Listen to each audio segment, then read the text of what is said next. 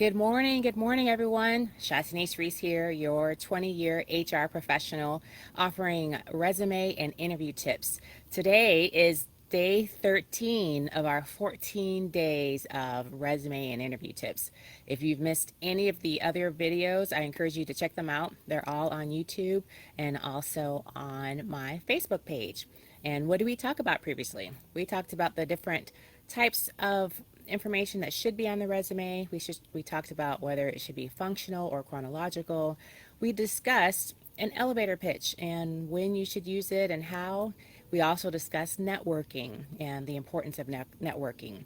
We also discussed attending career fairs and job fairs. So 13 days of information. And today, day 13, we are talking about the types of interview questions. And so, in an effort to keep these videos nice and brief, we'll jump right in.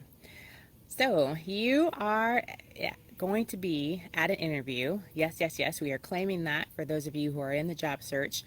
Remain encouraged. I know it may be daunting at times and frustrating, and we as an HR community still have a lot to do in terms of the candidate experience.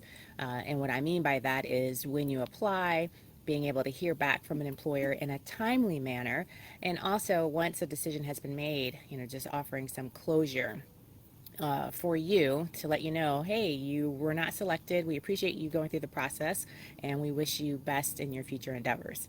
So many companies are trying to improve the candidate experience, but there are tons more that still have a lot to do. And just to give you some insight on the other side, we as hiring managers and as companies are flooded, inundated with tons of inquiries as it pertains to job openings, but that's not an excuse.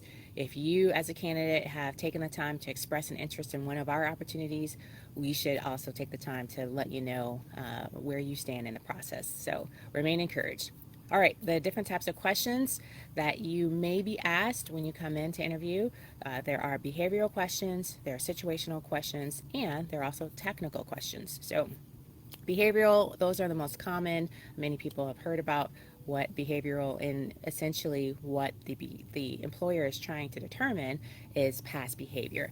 Past behavior often determines or dictates or is an indication of what future behavior will be.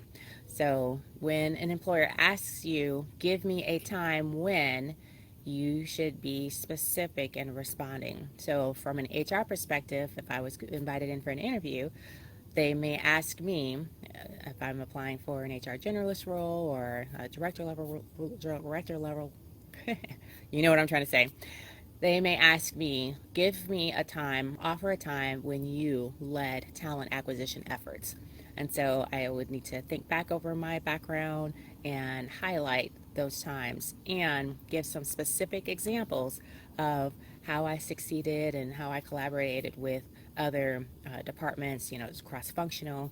All of that should be included in my response. Also, if they're asking you to, for example, identify a time when you resolve conflict, you set up the situation and also offer some details. And lastly, most importantly, make certain that you let them know what the resolution was. Don't leave them hanging like, oh my gosh, what happened? And I want to put a push pin here in terms of cautioning you against bad mouthing your previous employer as much as possible. I know sometimes, previous situations are just not positive. But definitely keep that in mind. You don't want to just totally trash the previous employer because that's not necessarily a positive reflection on you. If you had some difficulties or challenges, you could certainly cite what those challenges were and explain how you learned from those challenges. How did you grow? How did you turn those into positives? That's the key, because in all honesty, people don't want to hear complain, or bash. We want to hear, yes, there was an issue, there was a personality difference, but this is how I improved. This is how I made that situation better. So that's behavioral questions. Next will be situational questions. And essentially, they will ask you to, they'll pose a situation to you and ask, how would you respond? And so, from an HR perspective, they may say, you have multiple employees who are complaining about a manager, and they've indicated that they've made those complaints previously, prior to your arrival at that company. How would you handle that?